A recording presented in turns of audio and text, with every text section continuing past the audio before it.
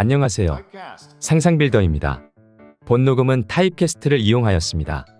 450번째 독서 요약입니다. 책 정보. 제목 초등 국영수 공부법. 저자 정용은. 출판일 2022년 2월 25일. 저자 소개. 저자 정영은. 위드업스쿨 대표이자 입시 전문가. 입시 학원에서 입시 컨설팅을 하며 수없이 간절한 엄마와 아이들을 만나고 있다. 세상은 입시 강연을 들으러 오는 엄마들 향해 치맛바람, 유난스런 엄마라며 다소 차가운 시선을 보낸다. 하지만 저자는 입시 컨설팅을 하며 아이에게 도움이 되고 싶어하는 엄마들의 뜨거운 열정과 절실함을 느꼈다. 학력고사, 이전 수능 세대인 엄마들은 과거와 많이 다른 요즘 공부, 입시의 세계를 잘 알지 못한다. 바뀐 교육을 모르니 아이 공부를 어떻게 지도해야 할지 모르고 아이와 대화도 쉽게 단절된다. 저자는 사교육 현장에서 입시 컨설턴트로 쌓은 풍부한 경험을 바탕으로 입시 제도, 공부법 등이 어떻게 바뀌었고 진행되는지 알리고자 백방으로 뛰고 있다. 현재 EBS 고교학점제 지도 강사로 학교, 기관에서 학생과 학부모, 사교육 종사자를 대상으로 입시 교육 중이다. 강연 전문 에이전시 위드업스쿨을 세웠으며 팟캐스트 수다스런 입시를 운영 및 진행하고 있다. 지은 책으로는 초등 국영수 공부법이 있다. 책 소개. EBS 고교학점제 지도 강사 입시 컨설턴트. 도치맘 교육대 기자 TV 초중고 부모들이 찾는 입시 강의. 성공훈 학원모 등 사교육 선생님들의 선생님. 우리 아이 공부 걱정 더는 법. 초등부터 고등까지 걱정 없는 국영수 공부 기술. 자유학기제 고교학점제 문이과의 통합. 시대가 학교가 변했다. 과거 학력고사 수능을 치렀던 부모 세대는 개별적 암기 위주의 결과, 시험 점수가 중요했다면 이제는 국영수를 통합적으로 깊이 있게 탐색하고 확장시키는 역량이 필요한 시대다. 많은 부모들이 우리 아이가 초등학교 때는 공부를 참 잘했거든요. 중학교 때 평균 90점을 받던 아이인데 왜 고등학교에 가서 등급이 낮아졌죠? 라며 당황해한다. 바뀐 교육 환경과 입시 제도를 따라가지 못하면 아이의 공부 관리, 성적 관리를 어떻게 해야 할지 혼란스러울 뿐이다. 과거의 우등생을 보는 시선으로 아이를 바라보니 부모들은 아이 공부가 어려울 수밖에 없다. 그럼 어떻게 해야 할까? 요즘 시대의 우등생은 국영수 계열 탐색 역량을 바탕으로 시험에 적용해 문제를 풀고 부가 활동으로 내신 점수를 올린다. 단순히 문제 풀이 위주, 암기로는 고득점을 올리기 어렵다. 바뀐 교육에 발맞춰 아이의 성적 관리법과 공부법이 달라져야 한다. 이에 베테랑 입시 컨설턴트가 이 책에서 그 구체적인 방법을 안내한다. 국영수를 중심으로 초등부터 공부 방향을 어떻게 세워야 하는지, 계열 탐색 공부를 어떻게 해야 하는지 새로운 관점에서 그 방법을 확인할 수 있다. 책 속에 수록된 더 알아보기를 통해 아이와 미리미리 구체적인 공부 방향을 설정하는 데 도움을 얻을 수 있다. 아이가 열심히 공부하는데 도대체 성적이 늘지 않아 답답한 부모, 아이 성적 관리를 본격적으로 하고 싶은 초등 고학년 이상 자녀를 둔 부모에게 꼭 필요한 교육 정보가 이 책에 가득하다. 출판사 리뷰. 학교가 변하면 공부도 변해야 합니다. 단원평가 100점부터 수능 1등급까지. 새로운 교육에 발맞춘 국영수 탐색 공부법. 우리 아이들이 겪어야 할 새로운 교육 환경은 단순히 시험 성적이 좋다고 해서 성공적인 입시 결과를 보장받지 않는다. 진로 맞춤형, 적성 중심, 개별 학생들의 특성 고려, 학업을 지속해 나갈 수 있는 진짜 역량, 학생주도 수업 같은 단어들이 실제로 입시에 매우 강력하게 작용한다. 이런 환경에서 공부의 가장 중요한 기초는 학업을 지속할 수 있는 원동력이 될 자기주도적 학업 역량과 치열한 자기 이해를 수반한 계열 탐색 역량이다. 이렇게 심화 공부가 중요해진 교육 환경에서 초등부터 공부 방향을 제대로 보고 실력을 쌓는 일이 더욱 중요해지는 이유다. 초등학생 때부터 시작해야 고등학생 때도 무너지지 않는 진짜 실력이 쌓인다. 케이스 1. 똑같이 90점인 두 아이, 한 아이만 걱정되는 이유. 시험에서 똑같이 90점을 받아도 어떤 아이는 킬러 문제를 다 틀렸고 어떤 아이는 덤벙거려서 실수로 틀렸다면? 당장 부모는 덤벙거리는 아이가 걱정스럽겠지만 사실 킬러 문제를 틀리고도 높은 점수라고 착각하는 아이가 더 걱정스럽다. 높은 점수라고 자신의 실력을 과신하고 심화 학습을 하지 않으면 진짜 성적이 중요해질 때 점수를 못 낸다. 케이스 2. 정말 열심히 하는데 성적이 안 나오는 아이. 정말 열심히 공부했지만 성적이 안 나오는 아이라면? 이 아이의 문제는 이론과 개념을 이해하지 못한 채 그저 문제집을 열심히 풀기만 했다는 것에 있다. 문제풀이만 하는 아이는 개념 정리가 되어 있지 않으면 엉뚱하게 시간만 버릴 뿐 정답에서 멀어진다. 케이스 3. 2022 불수능, 무엇이 아이들을 멘붕으로 이끌었을까? 2022 수능에서 아이들을 곤란하게 만든 시험은 국어였다. 그런데 문해력 향상은 단시간에 이루어지지 않는다. 특히 비문학 문항이 등급을 가르면서 비문학을 파악하는 읽기 연습이 필요해졌다. 초등 때부터 다양한 분야의 독서와 생각하고 글 쓰는 독후 활동 습관을 익혀야 할 것이다. 시시각각 변화가 심한 교육제도에 대비하려면 제도에 맞게 아이의 학습 지도가 따라야 한다. 과거 국영수가 단순히 점수 싸움이었다면 이제는 개별 과목의 탐색 싸움이다. 실제로 2022 문희과 통합 수능이 시행되면서 아이들이 치르는 수능 수학은 공통수학 수학 I, 수학 II에 선택 수학 미적분, 확률과 통계의 기하 2되었다. 컴퓨터공학에 관심 있는 아이는 인공지능 수학이라는 연계 과목도 공부할 수 있다. 국어, 영어도 마찬가지다. 교육은 이미 변했고 또 변해가고 있다. 새로운 학교, 새로운 우등생의 핵심은 국영수 탐색. 초중고로 이어지는 새로운 공부 전략. 이제 공부 잘하는 아이, 소위 우등생이라 불리는 아이도 단순 시험 점수만 높은 것이 아니라 자신의 적성에 맞게 응용하며 심화된 학습이 가능한 아이를 뜻하게 되었다. 입시 현장에서 수많은 아이들을 만나고 부모 상담을 했던 저자는 말한다. 많은 부모님들이 내 아이가 우등생이라고 착각하고 계세요. 그런데 초등학교, 중학교 점수는 판단하기 어려울 뿐더러 당장의 점수에 사로잡혀 공부 방향을 잃고 시간을 허비하는 경우가 많죠.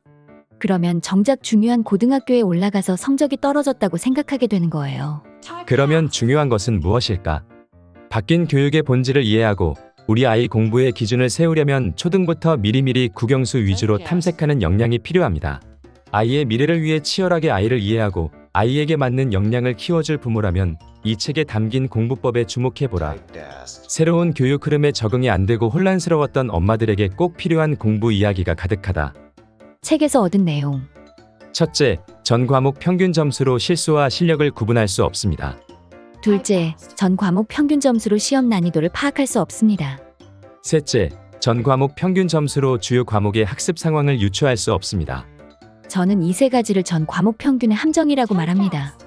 자녀의 현재 학습 수준을 평균으로 확인했던 부모는 평균 90점대의 점수를 유지할 경우 우리 아이는 꽤 우등생이라는 착각에 빠지기 쉽습니다.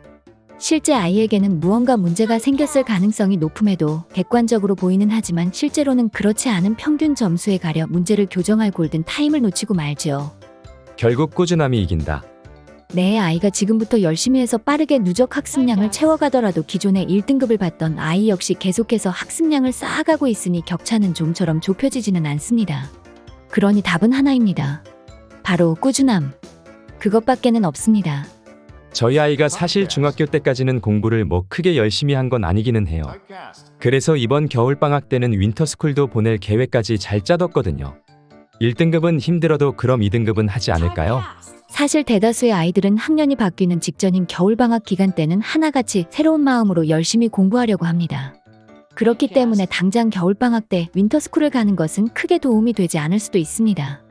분명 아이의 객관적인 실력은 한 단계 올랐지만 다른 아이들 역시 마찬가지이기 때문이지요. 하지만 방학 기간에 윈터스쿨에서 공부를 하겠다는 아이의 마음이 꾸준하게 유지된다면 결국 격차는 줄어듭니다.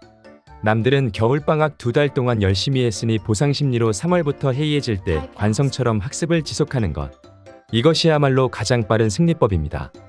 아이가 하루에 수학 공부에 쏟는 시간이 얼마나 되는지 혹시 알고 계신가요? 학원 시간은 빼고 순수 자습 시간이요. 글쎄요. 주중에는 아무래도 학원을 가야 해서요. 그래도 주말에는 매일 2시간 정도는 하지 않을까요? 문제는 바로 이것입니다. 아이는 공부를 열심히 한다고 했지만 학교와 학원 수업을 받는 시간이 아닌 순수 학습 시간은 일주일을 통틀어 몇 시간도 채 되지 않았습니다. 핵심은 문제풀이가 아니라 개념풀이. 수업을 진행하자마자 한나의 문제점이 눈에 들어왔습니다. 한나는 이론을 제대로 이해하지 못한 상태에서 문제만 열심히 풀고 있었습니다. 사실 수학 학습에서 개념의 중요성을 간과하는 아이들은 꽤 흔합니다. 문제집 단원의 가장 첫 페이지에 나오는 이론 설명은 그냥 눈으로 한번 훑고 공식이 생각나지 않을 때 마치 영어 단어 사전을 찾듯 들춰보는 것이 개념 공부 또는 이론 수업이라고 착각하고 맙니다. 저학년 때는 이론이나 개념이 복잡하지 않기 때문에 공식만 잘 외우고 넘어가면 마치 이론에 통달한 것처럼 느끼기 쉽습니다만 고등학교에서는 과연 그런지 의문입니다. 아이들에게 적분 문제를 풀고 있으니 적분이 무엇인지 설명해보라고 하면 말끝을 흐리고 방정식과 함수의 차이를 말해보라고 하면 꿀먹은 벙어리가 됩니다. 이론 공부는커녕 개념 정리도 안 된 상태라는 뜻이지요.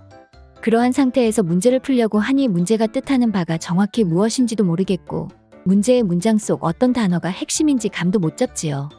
풀이를 써 내려가더라도 갑자기 길이 보이지 않아 더 이상 진행할 수가 없고, 더 나쁜 경우는 자신이 뭘 찾는지도 모르는 채 그냥 산수만 하는 아이도 있습니다. 이거 왜 이렇게 풀었니?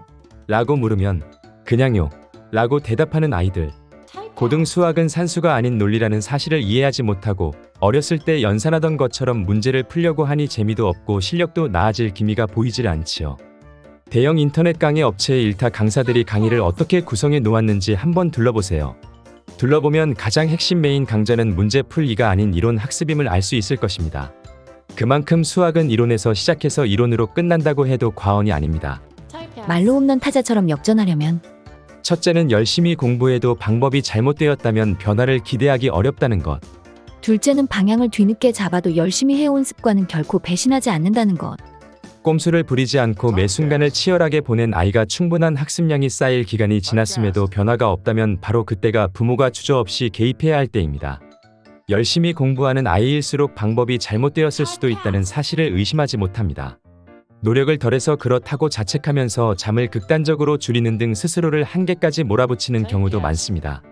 외골수에 가깝다 싶을 정도로 고집 있는 아이는 바른 방향을 제시해주는 순간 한나처럼 실력이 폭발적으로 성장합니다. 우리 아이가 열심히 했는지는 부모님이 가장 잘 압니다. 많은 교육 전문가들은 아이 공부에 직접 관여하지 말고 지켜보기를 강조하지만 길을 못 찾아 헤매는 아이를 그저 내버려 둘 것인가요? 아이들은 아직 성인이 아닙니다. 부모님의 삶의 경험과 지혜를 나눠주어야 할 시기에 주저하지 마세요. 만약 우리 아이가 잘못된 방향을 잡아 고생했다고 무작정 안쓰러워하실 필요는 없습니다. 역전은 쉽지 않습니다. 그래서 더욱 가치 있지요. 역전하는 과정에서 아이가 흘렸던 숱한 눈물과 땀은 한 아이를 한 인간으로 성장하는 데 기여하고 단순한 성적 그 이상의 가치를 가져다 주리라 믿습니다. 초등 국영수 과목별 기초 역량 1. 국어 다양한 글쓰기. 책 읽기도 당연히 중요합니다만 그보다 글쓰기 경험을 쌓기를 더 강조하고 싶습니다. 글 쓰는 일은 단순히 국어 실력을 높이는 것에만 국한되는 능력이 아닙니다. 글쓰기는 분명한 목적을 가지고 자신의 감정을 드러내거나 남을 설득하거나 의견을 주장하는 행위입니다. 아이들은 글을 씀으로써 생각의 흐름을 정리하는 기회를 얻게 됩니다.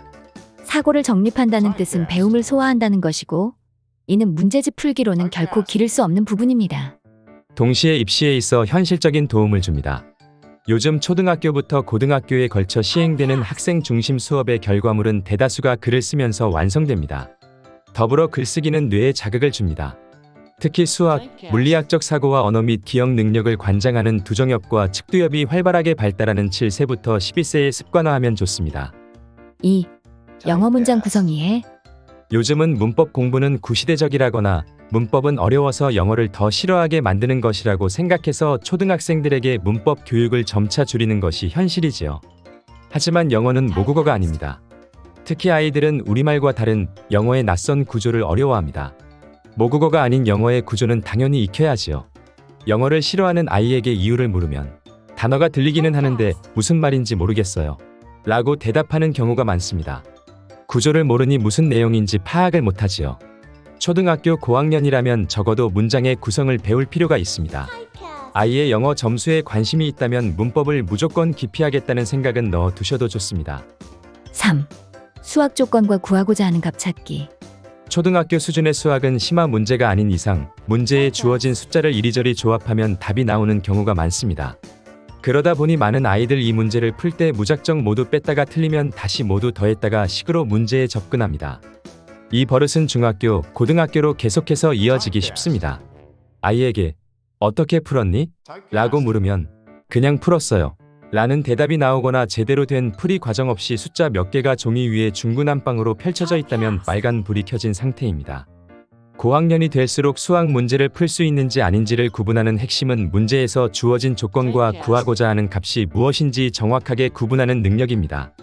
초등학교 때부터 두 가지 색 형광펜을 사용하여 조건과 구하는 값을 각각 색칠하게 하고 왜 출제자가 이런 조건을 두었는지 생각해보는 연습이 필요합니다. 시기별 국어 공부의 목표. 1. 유치원생 때 당장 한글 떼기보다 시급한 것이 있습니다. 바로 책을 보고 느낀 점을 구체적으로 표현하는 연습입니다. 표현력은 상상력과 직결됩니다. 말이나 글로 자신의 생각이나 감정을 풍부하게 표현하지 못하는 아이는 갈수록 상상력도 왜소해지기 마련입니다. 부모님과 함께 책을 읽으면서 이야기를 나누는 시간을 가지세요. 이때 책의 지엽적인 내용을 잘 외우고 있는지만 물어서 아이의 흥미를 떨어뜨리면 안 됩니다. 내용의 흐름과 주요 사건만 잘 기억하고 이해한다면 충분합니다. 2. 초등학생 때 초등 국어 목표의 핵심은 글이나 말을 정확하게 이해하고 비판적으로 사고할 수 있는 역량을 기르는 일입니다. 단순히 세계 명작이나 고전을 잘 읽는다고 해서 목표를 잘 수행한다고 기대해서는 안 됩니다. 글이나 말을 정확하게 이해함은 화자의 감정에 공감하거나 주장과 근거를 구분하여 정리할 수 있다는 뜻입니다. 또한 비판적인 사고를 기른다는 것은 문학, 비문학을 망라한 다양한 글을 읽음으로써 논리적이고 체계적인 사고방식을 통해 무조건적인 수용을 지향하고 의견을 제시할 수 있는 능력을 말합니다.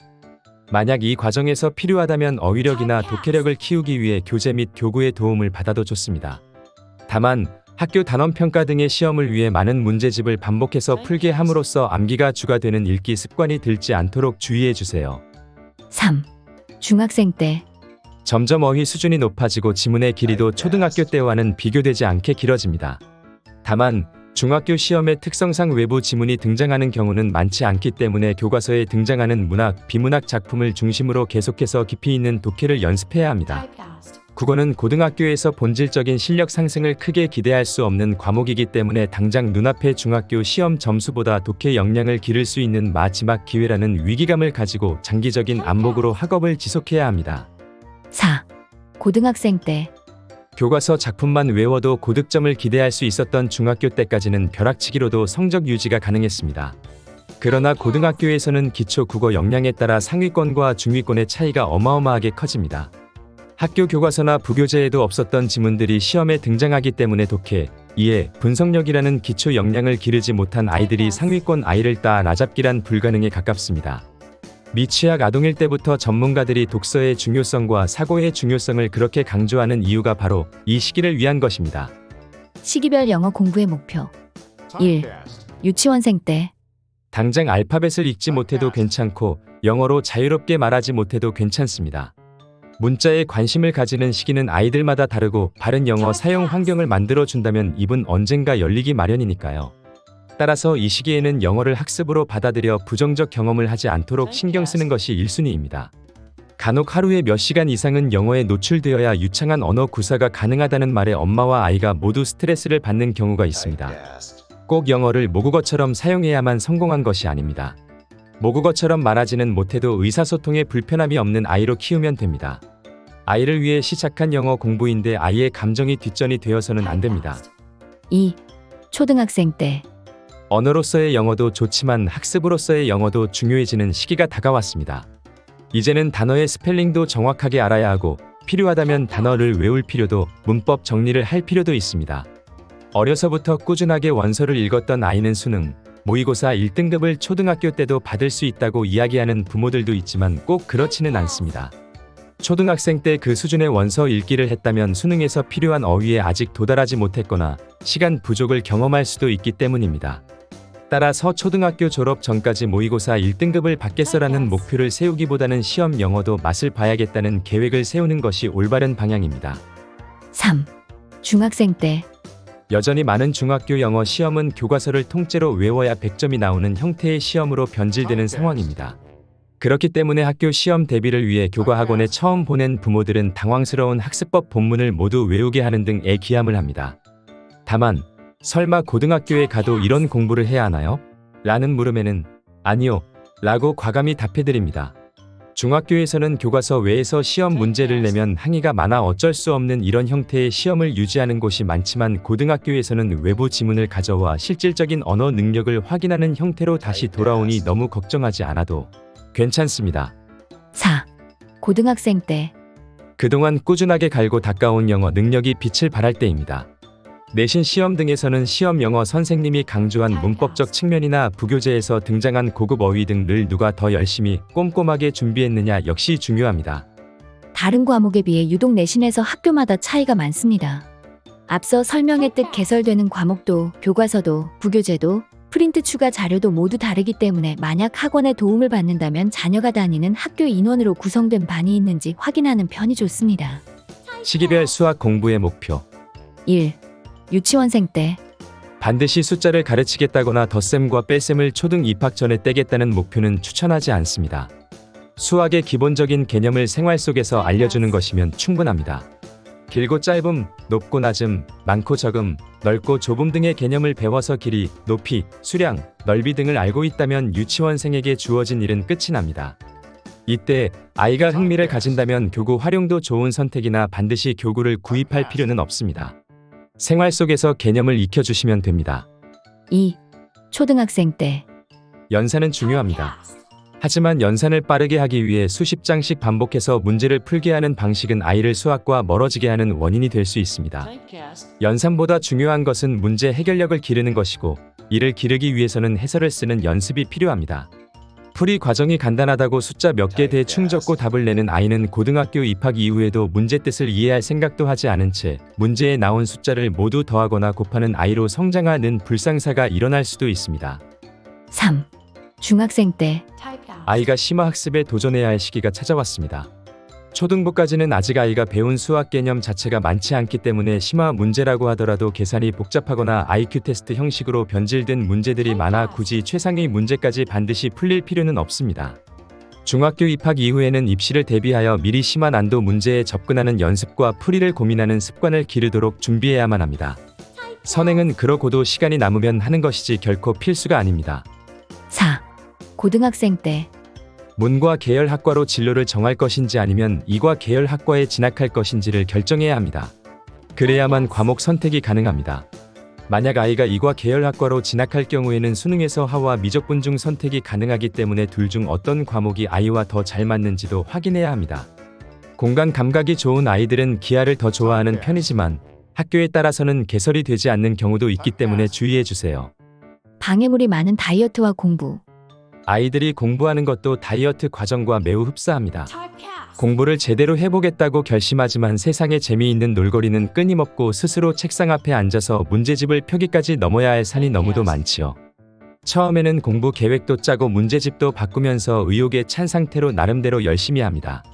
하지만 대부분의 아이가 얼마 가지 못해 난 다 틀렸어 를 외치며 포기해버리고 맙니다.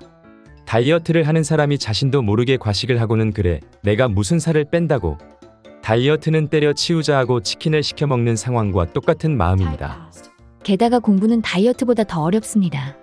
아이들이 경험하는 매일은 시험으로 가득하기 때문입니다. 스스로 정한 것도 아니고 강제적으로 치러야만 하는 일종의 인바디 검사를 해야 하니까요. 학교에서도 하고 학원에서도 하고 나라에서도 합니다. 다이어트를 하는 사람이 아직 준비가 되지 않아서 운동을 더하고 식단 조절해서 몸의 변화를 검사하고 싶은데 트레이너가 질질 끌고 가서 억지로 체중계 위에 세우는 것과 마찬가지이지요. 목표치를 달성하지 못했다면 자신도 속상한데 트레이너까지 열심히 하지 않았다고 혼을 내는 상황. 심지어 그런 트레이너가 여기도 있고 저기도 있는 상황. 아이들이 받는 압박을 살을 빼는 일에 비교했지만 사실 어른들 이 짐작하는 만큼을 뛰어넘을지도 모릅니다. 이상으로 독서 요약을 마치겠습니다. 감사합니다.